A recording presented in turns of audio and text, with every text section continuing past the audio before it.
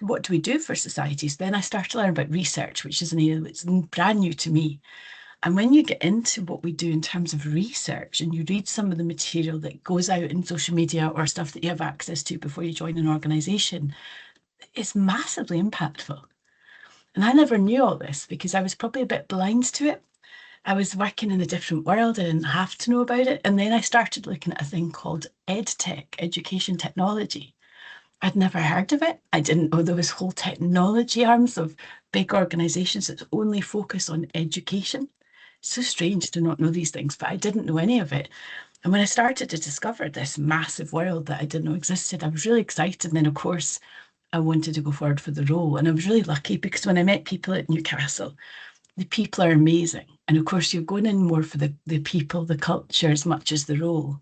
And it is such an interesting place to work because you've got all sorts of people around you all the time, like researchers, and you've got educators, and you've got your own teams, your IT function. It's quite amazing, actually.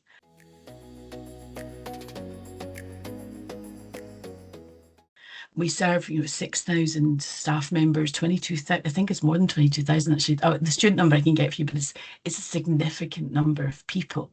So if you were a business and you served that many people in an IT role, that would be massive. And that would require you to be consistent, process-driven, considerate of the multiple needs, thinking about bespoke requirements as well. It's a big thing in the university world, and how you underpin all of that.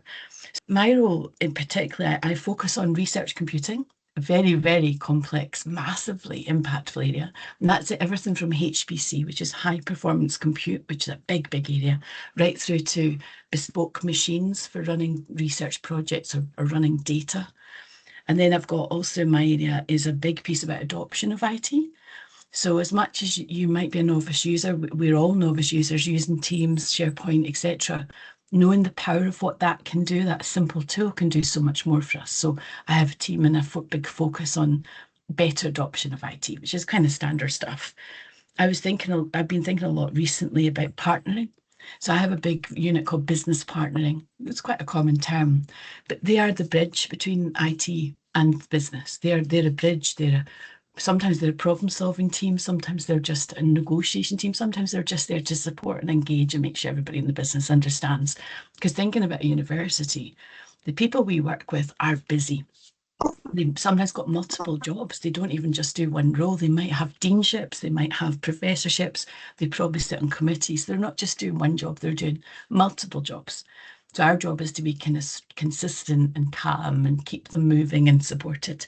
And then also I have a service management function. So we run ITIL processes, if you've come across ITIL.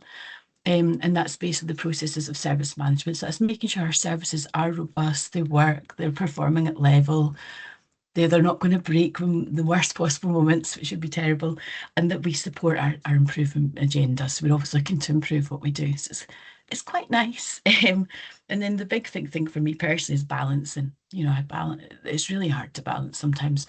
So you've got all the operational day job, and then you've got this innovation stream that sits beside you, and the business they're very inventive people who work in universities. They're always looking at, could we do this? Can we try this? This would be really exciting, particularly around AI and things. And it's all really exciting, but you have to find balance between kind of run the business and improve the business, I guess.